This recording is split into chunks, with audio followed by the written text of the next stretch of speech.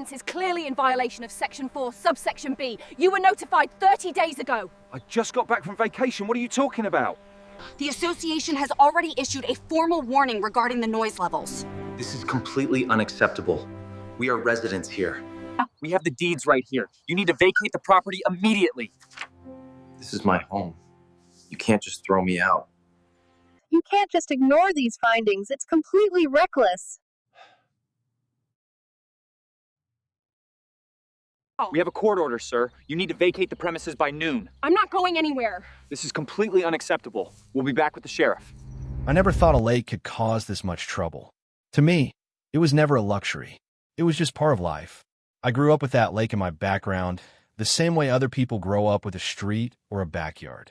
It was always there, quiet, still, familiar. My earliest memories are tied to it. Early mornings when the water was glassy and cold. Summer afternoons when the sun hit the surface just right.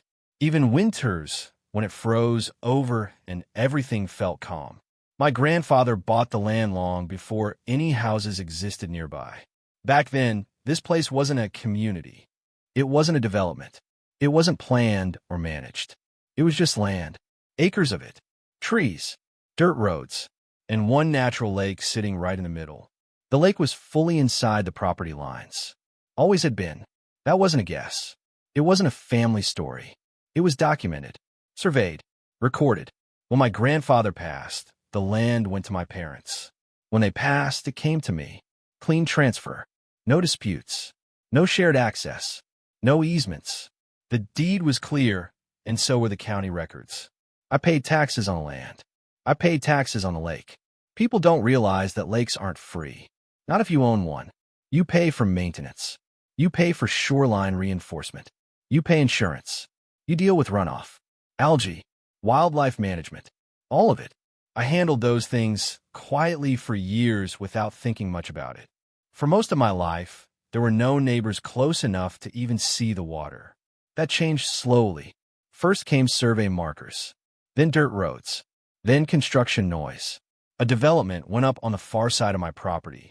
Rows of similar houses, clean sidewalks, mailboxes lined up perfectly, lawns trimmed within an inch of their lives. With the development came an HOA. At first, it didn't concern me. The HOA governed their neighborhood. I lived outside it. I wasn't a member. I didn't attend meetings. I didn't get newsletters. I didn't vote. And I liked it that way. The first year was peaceful. Neighbors waved when they walked near the edge of my land. Some stopped to talk. A few asked about the lake. Is that yours? They'd ask. Yes, I'd say. Most people were respectful. A couple asked if they could fish sometimes. I allowed it as long as they asked first. I wasn't trying to be difficult. I just wanted boundaries respected. Everything felt normal. Then the HOA board changed. People rotated in and out, but one person started standing out. Not in a good way. She was loud, confident, very sure of herself. She enforced rules aggressively. Sent notices for trash, cans left out too long. Issued warnings for slightly faded paint. Fined people for parking a few inches over imaginary lines. Neighbors talked about her quietly. Never publicly. They were careful. Nobody wanted to be on her radar. I didn't pay attention. I didn't think she had anything to do with me. She lived a few houses down from the edge of my property. Close enough to see the lake from certain angles. Close enough to feel like it was part of her view. And apparently, close enough to start believing it belonged to her community. The first interaction was small. I was swimming one Saturday morning. Just laps. No music. No guests. Just me in the water. When I finished, I climbed out and wrapped a towel around my shoulders. She was standing near the fence line, clipboard in hand, watching. She didn't greet me, didn't smile politely. She looked like someone who had been waiting. She said, "You know that's not allowed, right?" I honestly laughed. Not to be rude. I thought she was joking. "Not allowed?" I asked. She nodded. Serious. Swimming in community water requires HOA approval. I told her calmly, "This isn't community water. This lake is on my property." She didn't argue. She didn't raise her voice. She smiled. That was the part that stuck with me. She said, "That's not how the rules work." I explained again, slower, that the lake wasn't part of the HOA, that it never had been, that it was deeded land. She didn't listen. She said, I'll be documenting this. Then she walked away. At the time, I didn't feel angry. I felt confused, slightly annoyed, mostly amused. I assumed that once she looked into it, the issue would disappear. I underestimated her. 3 days later, a letter arrived. HOA letterhead. Formal language. Threatening tone. It stated that I had violated HOA regulations by swimming in restricted water. It cited sections that didn't apply to me. It listed a fine, $1,000. I read it slowly. Once. Then again. I felt a tightness in my chest. Not fear. Something closer to disbelief. I wasn't an HOA member. The lake wasn't theirs. And yet, here was an official-looking fine demanding money. The letter had a deadline. 7 days. Late fees would apply. Further action could be taken. That night, I pulled out my documents. The deed. Survey maps. Tax records. Everything confirmed what I already knew. The lake was mine. But now something had shifted. This wasn't about swimming. This wasn't about rules. This was about control. And I had a feeling it wasn't going to stop with one letter. After that letter arrived, I didn't do anything right away. Not because I was scared, but because I wanted to understand what kind of situation I was actually in. I laid the paper on my kitchen table and stared at it for a long time. The language was firm, cold, legal sounding. It was written to make the reader feel small, to make them feel like resistance would only make things worse. I'd seen letters like this before, not from HOAs, but from companies trying to scare people into paying things they didn't owe. The tone was familiar. Still, this one bothered me more than I expected, because this wasn't some faceless corporation. This was a person I had spoken to, someone who lived nearby, someone who looked me in the eye and smiled. I decided to call the HOA office. The number was printed at the bottom of the letter. When I called, an automated message picked up first, then a receptionist. I gave my name and said I had questions about a fine that had been issued to me. There was a pause. Then she said, "I'll transfer you." The line clicked. She answered almost immediately. Her voice was calm, confident, like she had been waiting for the call. She said my name before I said anything. That alone told me a lot. I told her I had received a fine for swimming in my lake and that there must be some mistake. I explained again that the lake was not part of the HOA, that I wasn't a member, that the land was deeded to me. She didn't interrupt. She let me talk. When I finished, she said, "The HOA has authority over shared features that affect the community." I asked what made the lake a shared feature. She said, "It's visible from multiple properties. That makes it part of the community environment." I paused. I asked her where that was written. She said it was implied. That word caught my attention. Implied rules are usually the kind people make up when real ones don't exist. I asked her to email me the specific bylaw or regulation that gave the HOA control over my lake. She said she would. The email never came. Instead, 2 days later, another letter arrived. This one was worse. The fine was still $1,000, but now it included language about penalties, late fees, interest, legal enforcement. There was even a line about placing a lien on my property if the fine went unpaid. That's when my mood changed. Up until then, I had been annoyed, curious, slightly amused. Now I was alert. HOAs don't casually threaten liens. Even bad ones are usually careful with that word. It carries legal weight. It's not something you throw around unless you think you can back it up, or unless you're trying to intimidate someone who doesn't know better. I sat down again and went through my paperwork more carefully. The deed clearly showed the lake within my boundary lines. The survey confirmed it. There were no easements granting HOA access or authority. No shared ownership. No restrictions. I even checked county zoning records. Nothing tied the lake to the HOA in any way. That should have been the end of it. But the letters kept coming.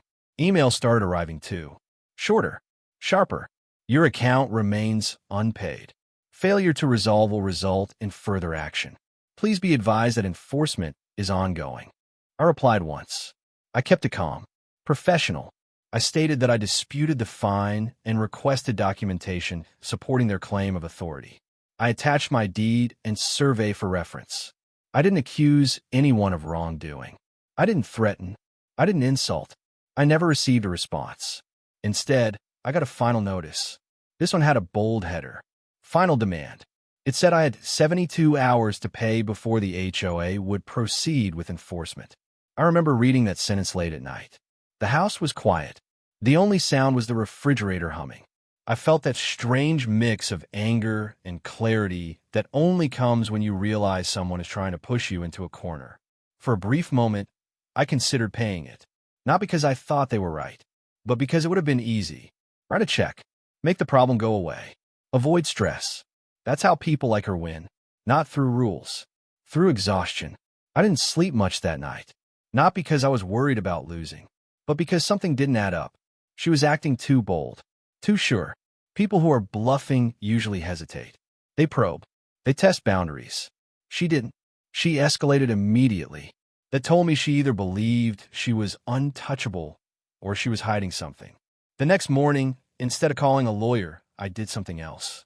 I started reading. Not HOA blogs. Not forums. Statutes. State law governing homeowners associations. Financial transparency requirements. Board responsibilities. Conflict of interest rules. That's when I learned something important. HOA board members are required to keep records. Financial records. Assessment histories. Waivers. Adjustments. And in many states, those records are available for inspection by members and, in some cases, by affected parties. I also learned that self-approved fee waivers were a serious violation. I didn't know if that applied here, but I knew one thing for sure.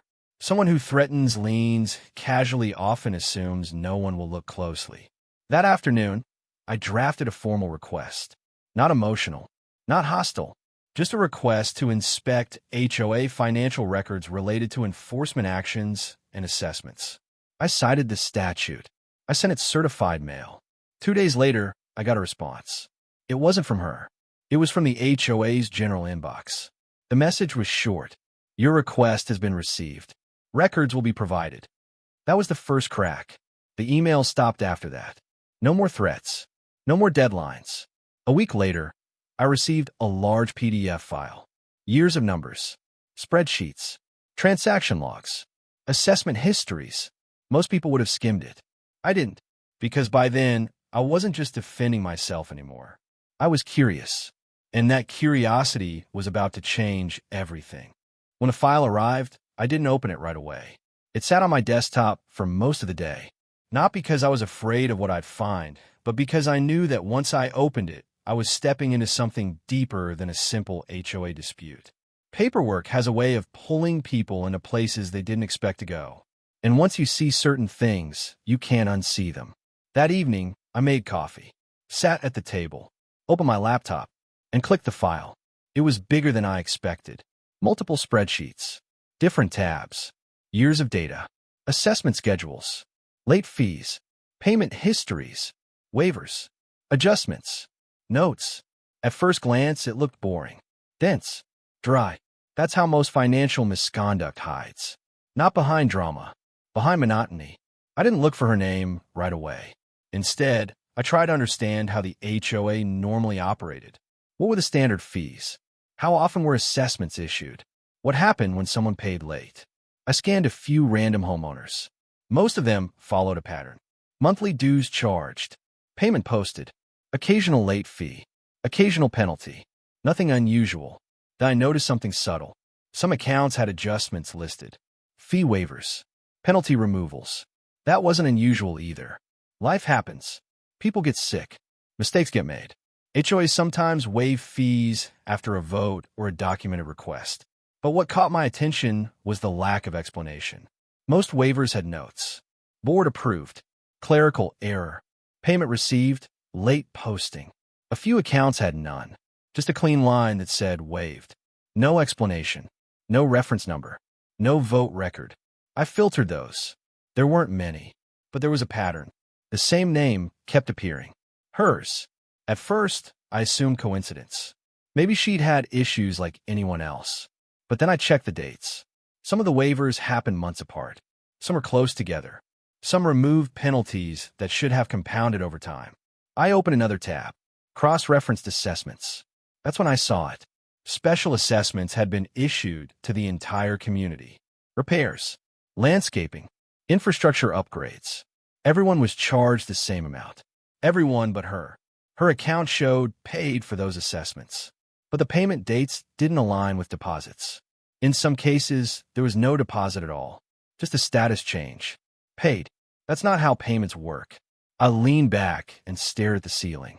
I didn't feel excitement. I didn't feel anger. I felt something colder. Focus. I kept going. I pulled bank reconciliation logs. These showed money coming into the HOA accounts. Dates. Amounts. Sources. I matched them against individual payments. Most lined up. Hers didn't. In several cases, fees were marked as cleared without corresponding deposits. In others, penalties were removed without explanation. I started taking notes. Not emotional notes. Factual ones. Dates. Amounts. Differences. By midnight, I had a list. It wasn't dramatic. It wasn't explosive. But it was clear. She had not paid what she owed, and she had approved her own exceptions. I checked the HOA bylaws. Board members were not allowed to approve waivers for themselves. Any such action required a board vote and documentation.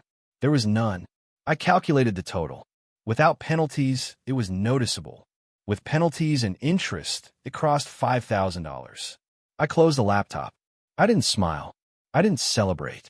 Because this wasn't a victory yet. This was evidence. And evidence changes the game. The next morning, I went for a walk around the lake. The water was calm. The surface barely moved. It looked the same as it always had. I thought about how all of this started. A swim, a clipboard, a smile. She didn't need to find me. She could have asked questions. She could have checked records. She could have left it alone. But people who abuse small power often believe they're immune to consequences. I decided not to confront her directly. That would have been a mistake. People who feel cornered early tend to lash out. They delete records, rewrite narratives, spread rumors. I didn't want that. Instead, I wrote an email. Not to her, to the entire board. It was calm, short, professional. I attached selected screenshots, highlighted lines, no commentary, no accusations. I asked one simple question. Can someone explain why a board member's account shows repeated self-approved waivers without documentation? I sent it. Then I waited. The response didn't come immediately. That told me a lot. Within a day, the board scheduled an emergency meeting. Not public. Closed session. I wasn't invited. That was fine. 2 days later, I received a message. Not from her. From the HOA president. He thanked me for bringing the issue to their attention. He said the board would be reviewing internal processes. He also said, very carefully, that enforcement actions related to my fine were under review. That's when I knew things were moving. The next thing that happened surprised me. The $1,000 fine disappeared from my account. No email, no apology, no explanation. Just gone. That alone told me everything I needed to know. If they truly believed the fine was valid, it wouldn't have vanished quietly. They would have defended it. Argued. Explained. They didn't. A week later, I heard from a neighbor. Not officially, just casually. She asked if I'd heard about the meeting. I asked which one. She lowered her voice. The one where she lost it. Apparently, when the board questioned her about the waivers, she said it was all administrative. Minor. No big deal. She said she'd planned to pay eventually. That explanation didn't sit well. Because authority doesn't work on intentions. The board voted to bring in an outside auditor. That was the moment it became real. Auditors don't care about personalities or excuses or smiles. They care about numbers. And numbers don't lie. They just sit there, quiet, waiting to be read. I didn't tell anyone else what I knew. I didn't post. I didn't brag. I stayed quiet. Because at that point, I wasn't fighting anymore. I was watching. And I had a feeling the hardest part was still coming. The HOA never officially told me an audit was happening. I found out the same way most people in that neighborhood learned things. Through silence. Through changes that weren't announced, but were felt. Emails stopped coming. No reminders. No warnings. No follow-ups. For weeks, I heard nothing. That alone told me the situation had shifted. People who believe they are right usually don't go quiet. They push harder. They escalate. Silence usually means someone is asking questions they don't want to answer. I continued my routine. I swam in the lake. I walked the property. I lived my life. But something felt different. I started noticing unfamiliar cars parked near the HOA office. People dressed professionally. Clipboards, laptops, not residents, not volunteers, auditors. They didn't talk to me at first. I didn't expect them to. Their job wasn't to listen to stories. It was to follow trails. And by then, the trail was already laid out. One afternoon, the HOA president called me. His tone had changed. Less confident, more careful. He thanked me again for raising concerns. He said the board was reviewing internal procedures and that certain inconsistencies had been identified. He also said something else. He said, "We've confirmed the HOA has no authority over your lake." I'll let that sit. He apologized. Not deeply, not emotionally, but enough to acknowledge fault. Then he told me the fine would not be reinstated. I told him I appreciated the clarification. I didn't ask about her. A few days later, the board sent out a general notice to the community. It was vague. It said the HOA was updating governance practices and reviewing past financial decisions. No names, no details, but people knew. Neighbors talk. I started hearing things secondhand. That she was defensive, that she argued, that she blamed software errors, that she said people were out to get her. I wasn't present for any of that, but I was invited to a board meeting the following week. This one was open. I went, not to confront, just to listen. She was sitting at the table when I walked in. She didn't look at me. She looked tired, not stressed, not angry, tired. The meeting followed a script. Routine items first. Landscaping contracts. Maintenance updates. Then the treasurer's report. She used to present those. Not this time. The president handled it. He spoke slowly, carefully. He said the audit had identified discrepancies in assessment payments and waivers. He didn't say fraud. He didn't say misconduct. He said irregularities. She interrupted him, said it was exaggerated, said she'd been unfairly targeted. The president reminded her to let him finish. That moment mattered. It was the first time I'd seen someone stop her mid-sentence. The auditor spoke next. Not emotional, not accusatory, just facts, dates, amounts, procedures that hadn't been followed, self-approved waivers, missing documentation, unpaid balances. When he said the total amount owed, there was an audible reaction in the room. Not gasps, more like shifting, discomfort. She tried to explain again, said she planned to pay, said it was temporary, said she didn't think it mattered. The auditor responded simply, "It matters." The board voted to accept the audit findings. She was asked to step down from her position pending further review. She didn't argue this time. She stood up, collected her things, and left. No dramatic exit, just quiet. After that, things moved quickly. The HOA sent her a formal demand letter. Payment due in full. No waivers. No exceptions. 30 days. I didn't see her much after that. Her house lights were off most evenings. Her car was gone. Neighbors whispered. Some were angry. Some felt vindicated. Many were just surprised. Because people like her often feel permanent. Like fixtures. You assume they'll always be there, enforcing rules, watching, correcting. Then one day, they aren't. I got one more call from the HOA president. He said they were revising enforcement procedures, adding oversight, removing unilateral authority. He said, "This never should have happened." I agreed. He also told me something else. She had disputed the amount. The board declined to negotiate. They placed a lien. That was the same word she'd used on me. Lien. It sounded different now. A month later, a for sale sign appeared in her yard. I watched it from across the water. I didn't feel satisfaction. I felt relief. The lake was quiet again, and for the first time in months, it felt like things were finally settling. But the story wasn't over yet. After the audit and her resignation, life around the lake changed in ways I hadn't anticipated. It wasn't immediate. There was no celebration, no victory parade, no dramatic confrontation. Nothing cinematic. Life just shifted, slowly, quietly, but permanently. At first, I kept my distance. I didn't want to gloat. That wasn't my style. I wanted things to settle naturally, to see how the neighborhood would adjust. The first sign came a few days after her resignation. I noticed her mailbox had been empty. No letters, no flyers. Usually, she'd be sorting through paperwork like a hawk, opening anything even remotely related to HOA notices. It was eerily quiet. Her lights stayed off in the evenings. Her car was no longer parked out front. Then came the whispers. Neighbors started talking, not to me directly at first, but among themselves. Walking past my property, I could hear snippets. She lost the audit. Did you see the lien amount? She had to step down from the board. $5,000? That's what I heard she owes. I didn't respond to any of it. I just listened. There's a strange power in silence. People will fill in for you. The HOA sent out a community-wide notice after a week. It was careful and neutral, worded to avoid shaming anyone publicly. They wrote about revising governance, improving oversight, implementing checks and balances, and reviewing prior financial decisions. No names were mentioned, but everyone knew. Word spreads fast in a neighborhood like that. People recognized who had been removed and why. The aura of control she had wielded for months evaporated almost instantly. I started noticing subtle changes. People walked more freely, even near the lake's edge. They didn't whisper when they saw me. They didn't glance nervously over their shoulders, worried about HOA scrutiny. There was space again. Calm, quiet respect.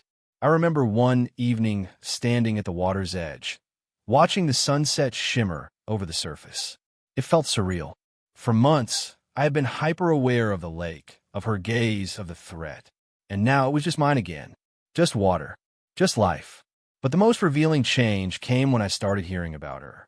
Not directly, not through confrontation, but through the ripple effect her mistakes created. Neighbors started talking openly about her actions while she was on the board. The same people she had fined for minor infractions, the ones she intimidated, now had their own voices. Quiet confidence replaced fear. They recounted minor violations she had punished. People who had been too nervous to speak up before were finally able to describe what they had endured. It wasn't revenge, not really. It was acknowledgement, and it was satisfying to watch it unfold organically. One neighbor, Mrs. Lambert, told me she had considered selling her house because of constant fines and harassment. She was shocked to hear the truth about the audit. Now she was planning to stay. Finally, she said, someone had the guts to check the paperwork. The financial impact on her was immediate and, for her, devastating. The lien the HOA placed was real. There were no waivers, no exceptions. The total amount owed, including penalties, was around $5,000. She disputed it at first. She argued. She threatened lawsuits. She tried to twist it, claiming clerical errors, that she had always intended to pay eventually. None of it worked. The auditors, the HOA board, and legal advisors didn't budge. The reality of her mismanagement hit like a wave. By the end of that month, her house went up for sale. It was a quiet affair. No public announcements, no confrontations. The for sale sign simply appeared. Her car disappeared. Curtains drawn. Lights off. The neighborhood finally breathed. What struck me most was how ordinary it all looked. Nothing dramatic. No shouting matches. No police. No public spectacle.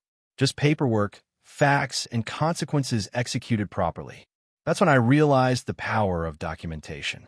All the hours I spent poring over records, cross-checking deposits, and studying bylaws hadn't just saved me from an unfair fine. They had exposed her hidden mistakes. And those mistakes had consequences far more severe than I could have anticipated when I first received that $1,000 fine. People started approaching me cautiously. Not in awe, not in fear, but in quiet respect. You handled that really well, one neighbor said. Yeah, that could have gone way worse, another added. Glad someone finally checked her numbers, Mrs. Lambert said, shaking her head. I didn't offer advice. I didn't gloat. I just nodded, because the situation had resolved itself through patience, clarity, and facts, not through confrontation or drama. The next thing I noticed was how this event reshaped her influence in the neighborhood. Before, she had been almost untouchable. Her presence was imposing. People avoided small disagreements because they feared fines, citations, or social confrontation. She had created a culture of intimidation. After the audit, that influence crumbled. New board meetings had oversight. Decisions were transparent. Powers were limited. Checks and balances were implemented. People finally realized that the rules she had wielded like weapons were, in reality, just paper, and paper can be checked, verified, and corrected. And the lake? The lake remained exactly as it had always been. Quiet, serene, mine. No letters arrived. No threats. No surveillance. No one questioning my right to swim in my own water. It was remarkable how quickly control had shifted. One moment, she had been dictating terms. The next, the tables had turned.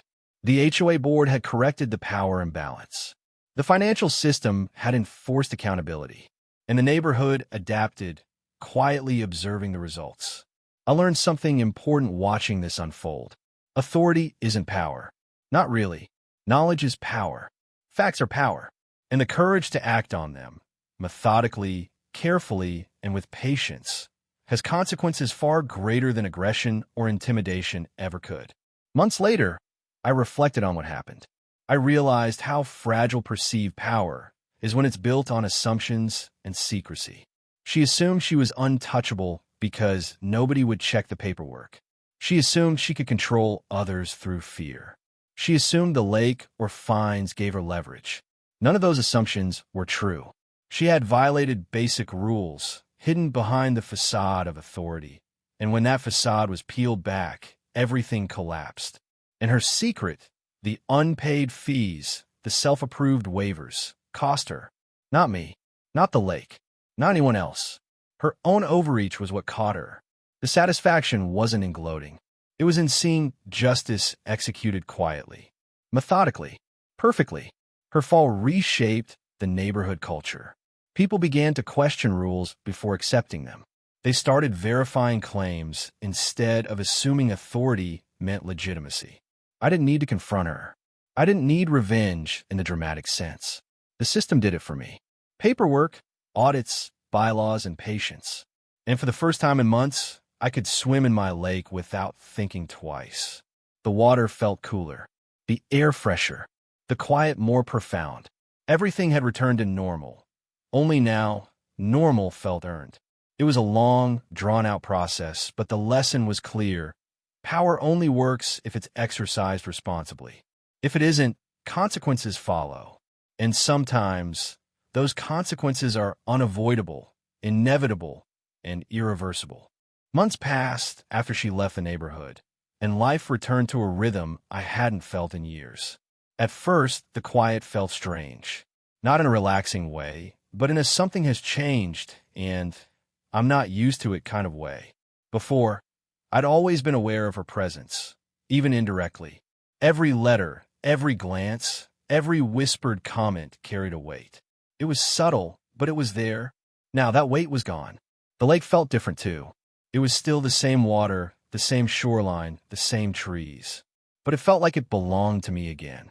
Not because I owned it on paper, I knew that all along, but because the atmosphere had changed. The tension that had been there for months, ever since that first fine arrived, had lifted. There was no feeling of someone judging me from across the fence, no sense of constant surveillance. Just water, quiet, and a sense of freedom I hadn't noticed I'd lost. I started swimming again like I used to as a kid, early mornings, before the sun broke over the horizon. The water was cold, sharp against my skin, but familiar. It was my ritual, my way of reconnecting with a part of life that had nothing to do with fights, fines, or neighborhood politics. Looking back, the fight with the HOA, and with her specifically, had been exhausting. I won't lie. There were nights when I doubted myself. Nights when I thought about just paying the fine, signing the check, and letting the issue slide. It would have been easy, and life would have returned to normal, at least on the surface. But something inside me refused. Something told me that giving in would set a precedent, not just for me, but for everyone else who might face the same kind of arbitrary power. What kept me going wasn't anger. It wasn't revenge in the traditional sense. It was a sense of justice, of fairness. Facts mattered. Documentation mattered. And patience mattered. It was amazing to watch how quietly things had turned against her. She had assumed her position. Her authority gave her untouchable power. She believed she could fine anyone, manipulate rules, and skirt responsibility. But she didn't account for transparency or the inevitability of records. The numbers didn't lie. The law didn't lie. And once those facts were in place, The house of cards collapsed. I didn't need to confront her. I didn't need to go after her personally. I just needed to ensure that the proper systems were respected, that the rules, the real rules, were enforced. And they were. Her departure from the neighborhood was quiet, almost anticlimactic. No dramatic goodbye, no final confrontation. Just a for sale sign and an empty driveway. But the impact was tangible. The community had shifted. People felt safer, freer, more confident. They no longer walked on eggshells, fearing arbitrary fines.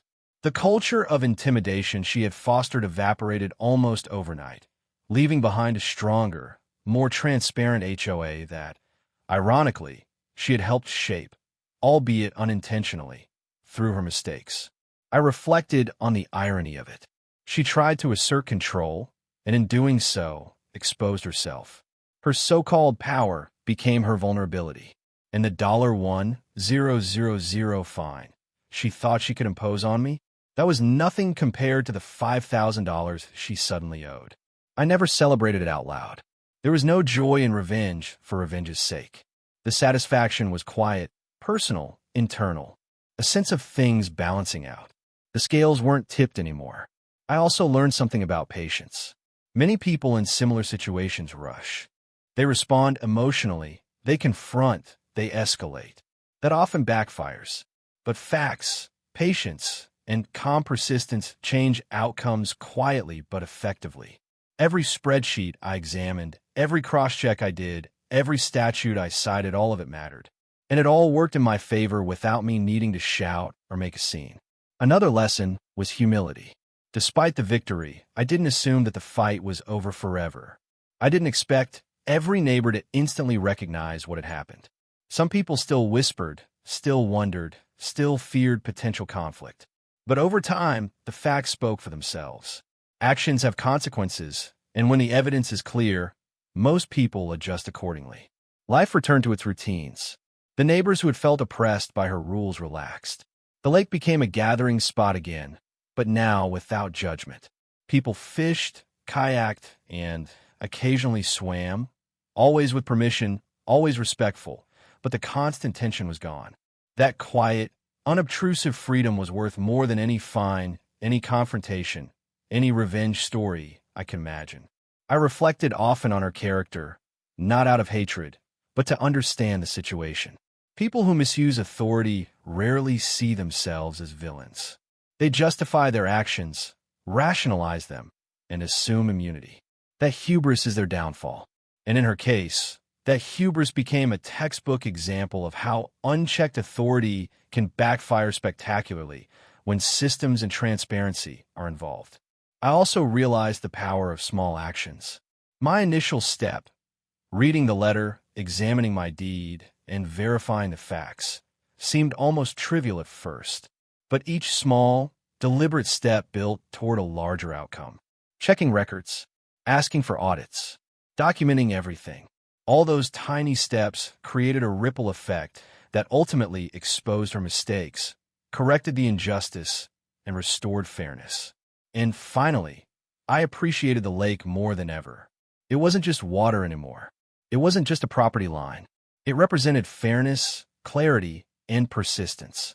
Every time I swam, I remembered the struggle, the patience, the quiet confidence needed to assert what was right. Every ripple on the surface reminded me that balance had been restored. The final lesson, perhaps the most important one, was about power and responsibility.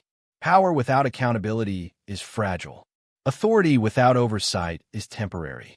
Rules without fairness are meaningless. And justice, when pursued patiently and accurately, doesn't require drama. It only requires diligence. Sometimes, the most satisfying victories are quiet. They don't make headlines. They don't require confrontation. They're personal, internal, and they last far longer than the fleeting thrill of shouting someone down or publicly humiliating them. Months after she left, the HOA had restructured. Checks and balances were in place.